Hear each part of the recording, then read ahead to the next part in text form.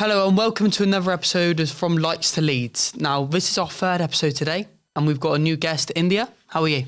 I'm good, Josh. How you doing? Yeah, all good, thank you. Now, India works as part of a sales team with us here, with me and Curtis. She is part-time. I am. But we've got her in the office today for her first episode. And you're lucky.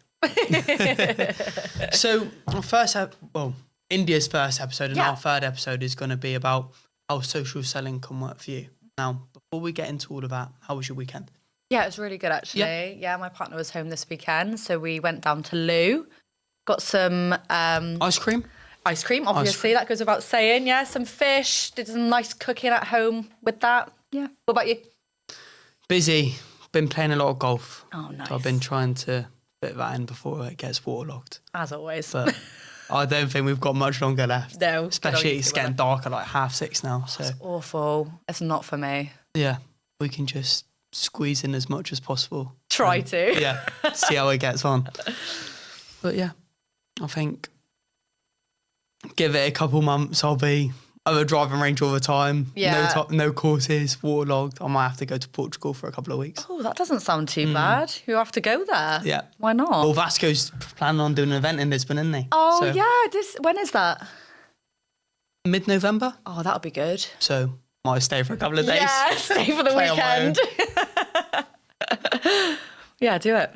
Okay, so today we're going to be obviously talking about how social selling can work for you. And Josh, I know you've been in this role for quite a long time now. So how do you think social selling differs from like small business owners to corporate companies? Yeah, so how does social selling differ from small business owners to corporate? So I would say, first of all, there's a lot of similarities when it comes to social selling across the board. I think the main difference for social selling and probably selling as a whole is small business owners are typically experts, not salespeople.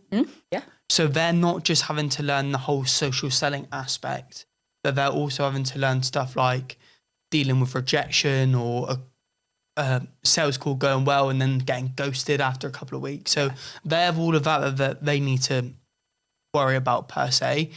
And then when it comes to corporates, I would say their big challenge when it comes to social selling is getting people on board. So we'll speak to like a lot of companies and they'll come from big corporate backgrounds and they would have been cold calling for like 20 or 30 years, and then getting them to all of a sudden use LinkedIn or even like use email campaigns is such a big thing for them. Yeah. So it's, I suppose in both aspects, they're trying to learn something completely different and then take it into their day-to-day lives. But what we try and do is just align that full strategy and just make it easier for them.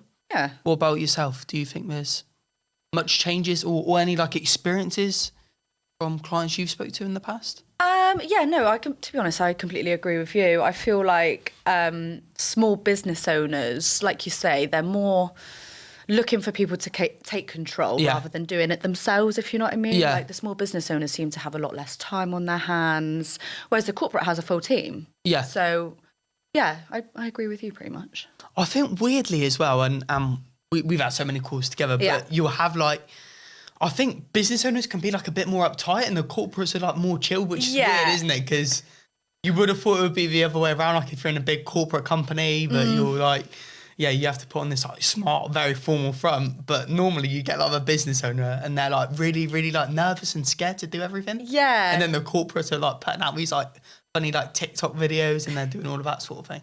Yeah, no, the corporate people are definitely more out there with the social platforms, aren't they, in comparison to the smaller people? So another question then, what exactly is social selling, do you think? And how does it differ from normal sales techniques like cold calling and cold outreach, emails, things like that? So what is social selling? So I would say social selling is like a tool. Yeah. So sales as a whole is always going to be the same. You always need to build a relationship. You always need to do your proposal, send your follow-up. But social selling is just a tool that allows you to get to that later stage more quickly if you use it effectively. Now, I think an issue that we have as well is you've got like LinkedIn or Instagram or Facebook, but people will spend hours scrolling. Don't we all? Yeah. Don't we all? Yeah, so you get like people who spend, and I was like looking at my girlfriend's time on her phone, and it was like 8 hours in one day, and I'm thinking, oh my God, how are you spending that much time on your phone per day? Oh my goodness. I get that notification as well. Yeah, and I was every Monday. Sick. Every Monday I felt sick. I had a notification to say it was like 6.5 hours. I was like, what did I do on my phone in a day for 6.5 hours? And that's only the average. Yeah. So that was like, that's it on a made me good feel day. sick. Yeah. But yeah, I think it's hard because people go from socialising on social media, which I guess is what it was made for, to then trying to sell on social media. And they find it hard to like break down their time to be as effective as possible, because I've had it where I've been on a call for like an hour and I just end up just like scrolling for like 15 minutes afterwards, and you're like, just wasted time for no real reason. And that's how people just see LinkedIn, I think. Yeah. And it's hard to break away from that. I had a prospect once tell me after I sent them a bit of a pitch, and they said to me, like, to be honest, India, I only use LinkedIn as a newspaper.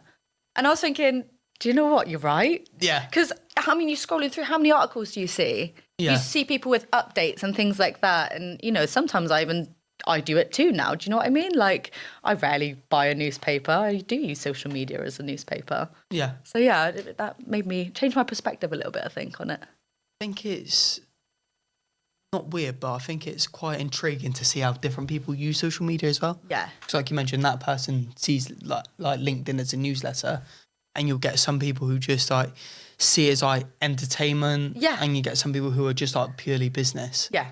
But I wonder why people are like that and they see it differently. Yeah, I like the big mix of people that use it for all things. Yeah. Like, I like the people who post memes, and then I like the people who give the educational pieces. Yeah. And then I also like the people that give the business stuff. Like, yeah, I want to see that still. I'm on a professional platform here. I want to see it.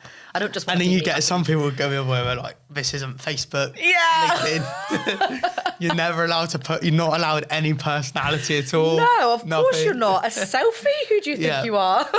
You walk your dog? Nope. Not allowed dogs. Not looking at that today. But the truth is, content like that is what keeps the platform going. Yeah. So you do need the balance. But yeah, to link back to your question, sales is always the same. You always need the relationship. You're always going to need to do your proposals, your follow-ups. You need to network. But LinkedIn can just be, and social selling in general can just be used as that tool just to get you where you need to be quicker. Oh, that's a good shout, to be fair. So do you actually know anyone in particular who has been successful by using social selling? Yeah, so I think when it comes to success on LinkedIn, it all comes down to the person. Yeah. So I agree. I've even had it on a sales call and they've gone, Josh, if I join any of your programs, if you're honest with me, like, what results can I get? Mm-hmm. And it's always such a difficult thing to answer, because if everyone was the like star A student and they were implementing everything, they would make sales within a couple of months on LinkedIn. Of course, yeah.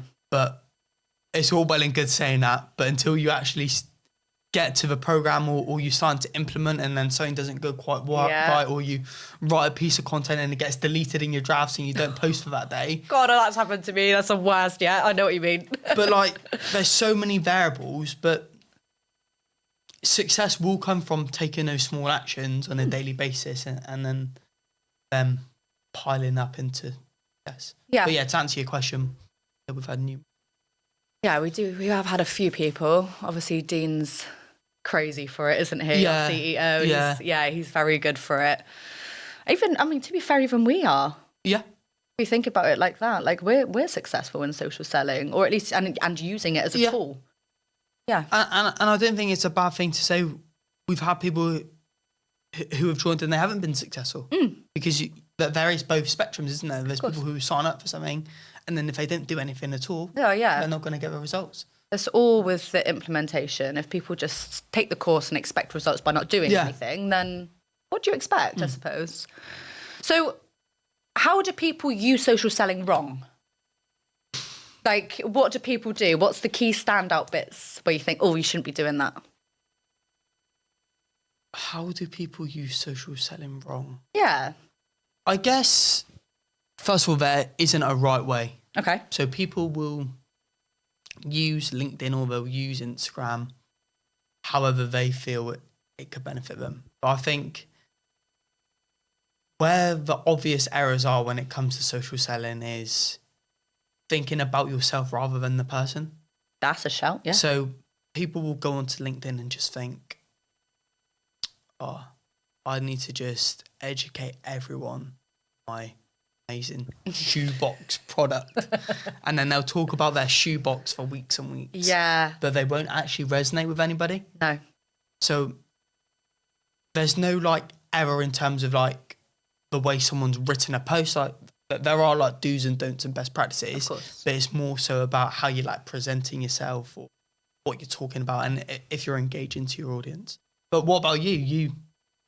You do a lot, or yeah, you review a lot of people's accounts, especially from like a corporate side. Yeah, obviously I look at people's accounts. I mean, I try and do maybe 30 a day. So I'm looking at so many different accounts every single day. And one of the key things that I think people use it wrong is they're not utilising their profile at all. Yeah. So, you know, I see they're still commenting on people's posts, but their profile in itself hasn't got a header. They've got their profile picture set to second and third degree connections. Yeah. Nothing in their About Me section. Their feature section's empty. And I think no one's going to know who you are. Yeah, they just expect money. Yeah, and they're just expecting these people to think, oh, this person's engaging. Let me connect with them. But it doesn't work like that. Like, you've got to make sure that you're fully utilising your profile to begin with. And doing your commenting, making sure you're active with your posting. And I think a lot of people just forget about the basics, which is profile optimization. Yeah. I think people, if you want to start doing it, start with that and then work your way up. Have you had any funny profile pictures or anything like that? Oh, do you know what? It's the ones where they're at the bar, to be honest, or at a wedding and they got a pint. Two beers and glasses on. Yeah, it's them. But do you know what? A few months ago, I think, oh, you shouldn't have a LinkedIn profile picture like that. But now I think, do you know what? It probably gets more people looking at it. Because I think, who's this guy with 2 pints in his hand? It's so hard to get a balance, isn't it? Oh, it is, yeah. Obviously, more professional the better. It's a professional platform, but it is what it is. You need your personality. Not 2 beers, but something a little bit different, isn't it? Yeah. No, I know what we had way back when, maybe like 3 or 4 years ago, me and Vasco done a workshop. I'm not sure where it was. And someone was asking if their profile picture was good. And it was them in Ibiza, like lying on a sunbed. And you could like barely like see their face or anything. And it was like from miles away. And like trying to like tell them it's not really very good. But were they being serious? Yeah. Oh, no. They were being serious. But Tom, what do you say? What do you say you have to be honest, that? but you can't just say, no, it's a bit rubbish. So obviously profile optimization is key, but what role do you think content creation takes in this? Do you think content creation is good? Like, should people be doing it as often as what people say? I mean, I know a lot of people say, you know, post 5 times a day at this specific time. Yeah. What do you think about that? I think it firstly comes down to the individual. Yeah. So especially from a sales background, a lot of salespeople, it's not that they don't like posting content, it's they don't see the value in it. Yeah. So if you've been like cold calling or door-to-door knocking for years and years, and then suddenly someone tells you to post every day on LinkedIn, you're like, nah, I'm just going to call and get my business that way. Yeah. But if you like explain to them, right, this is why you're posting, it doesn't have to be every day, it can be 2 or 3 times per week, and this is what the outcome could be. I think people will be more inclined to doing it. Yeah. So that's the first thing. But yeah, as you know, content will play a big part in the whole like, social selling aspect of things, and you can really use it to pre-sell your audience. Yeah. So like when you're connecting and engaging with people, you can use your content as a way to get your personality out there, but also like educate them on why they potentially need you. Yeah, like pre-selling. Yeah. And just getting the top of people's heads. Mm. Oh, that's India. She's a social seller. Yeah. But not too much where you're talking about your shoebox all the time. Yeah, no, that's it. No, when people just purely focus on their product, I think it disengages people. Yeah. I think the healthy mix of personal to news articles, like we said earlier, the businessy stuff, do you know what I mean? Just utilising every aspect of create a content is just what you need to do. And I think people get so caught up in it as well. Yeah. Because they just think it's LinkedIn, it's business. Yeah. I need to just post like that all of the time. People overthink and then they'll realise, and then they'll go, oh, I've got no results from it. Yeah. And it's like, well, no wonder you got no results from it. What kind of content is working best for you at the moment? Personal content. I think even though you know that from like the stuff that you're doing, like personal content, even if it's like a video clip Yes. or even like golf stuff, I will just do really well when it comes to like engagement. But also from like a professional side of it, like news related articles do well. Oh yeah. So like I'd done one recently and it was around the success rate of new businesses in the UK. Okay. And because that relates to our audience, we're getting like 3,000-4,000 views and stuff like that. Hey. But yeah, personal, definitely. I think you even know that, don't you? If anyone ever has a look at my profile, you see it's selfie central. And to be honest, when I first started doing it, it really did make me cringe. Doing it, it's a very Facebooky way to go, I think. But it is bringing the views in. The amount of meetings. Does it still make you cringe? A little bit? Well, not much now because I've seen what it does. Yeah. Do you know what I mean? I mean, I'm getting some mad profile views at the moment, content views, and even it's bringing in a lot of inbound for me. But it's not that I'm just doing selfie. I do put in the nurturing kind of bit, the educational pieces too. But yeah, no, I'm fully for the personal posts. And I don't think personal just has to be like a self thing. You talking about your weekend, it can be like a picture of you, but business related, can't it? Absolutely. It's just to get that initial engagement. Yeah, and I think people, especially with new connections, I think people want to see who you really are. And a picture does that perfectly, or like you say, a short video clip. And it does get people to stay on to your post a little bit more. And they think, oh, that's what India looks like. Oh, let me read what she's saying. And then, you put your product information in the text. And now thousands of people know what you look like. Exactly. Yeah, there's no harm in it whatsoever. So would you say, obviously, like I say, you've been here for ages now. How long have you actually been here for now? 6 years. Oh my God, has it been 6 years? Too long. Goodness. I have to retire soon. Joss. You're bringing in too many. Oh, sorry. Sorry about that. You're bringing in too much business to retire just yet. So do you think social selling has changed since the 6 years you've been here at all?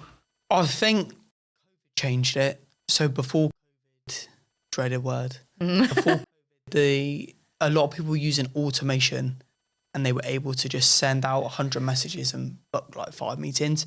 But now people are having to be a bit more clever, with what they post, with how they outreach, especially with the introduction of AI now. Some of these messages which are AI generated look so real and it's scary. So people are just becoming more aware of those tactics. Mm-hmm. So yeah, I think the biggest change is automation used to... people wouldn't be happy. Automation used to work really, really well. There's still a place for it. Yes. But you can't now just send 100 and get 8 people respond back. And with the intro of AI, yes, it's good, but people want that really, really high touch, personalized message to even reply to you, let alone speak to you on the phone. Yeah. Yeah, AI is crazy at the minute, isn't it? Yeah, some of the things that you can do with AI, especially on LinkedIn, is crazy. But I think Dean done it. Dean done he uploaded his past 40 hours of training and it had all of his tonalities, his voice, his knowledge, and he created a 2-minute video. Did he really? And it looked exactly like it. Was weird. Oh, that sounds scary. Yeah. I mean, helpful. He sent it to me on WhatsApp and I thought it was... Oh my goodness. Actually what he was saying, but it was just AI generated. I mean, that is incredible. Yeah. If you think of it in business terms, that is incredible. But at the same time, for my personal sake, that's scary to me. But yeah, no, it's great for businesses, AI and things like that. And a lot of time saving, right? Yeah. But maybe you're tricking us in all your personal videos. How AI. do you know? Yeah. How do you know that's not actually me? You could be AI now. You can be. India's not actually here. Actually me. Yeah. Be weird to think though in maybe not a couple of years, but in 10 years or so, could you do a podcast with someone, with 2 people, which is totally AI? 100%. That would be weird though, wouldn't it? You'll be seeing me talking to Bill Gates in 5 years' time, I promise you. India be speaking to people who died 50 years ago, doing a podcast with them. I bet that will be a thing. Yeah, I mean, have you seen the holographics that people are doing? So yeah, it can only get better, right? Or worse in that case. Yeah, maybe a bit scary, but yeah. anything else? I think we're good. I think we're done for the third episode. How did you find it, your first episode? Yeah, obviously, as you know, I was very nervous at the start, but it's not been nowhere near as bad as I thought it was going to be, actually. It's just a casual chit-chat, and I like it. Perfect. Well, I'm glad you enjoyed it. Yeah. And like I mentioned at the first episode, we will be doing these every 2 weeks, and India will be getting involved more in the podcast. I will now be, Thank you for tuning in for another episode of From Lights to Leads. Thank you.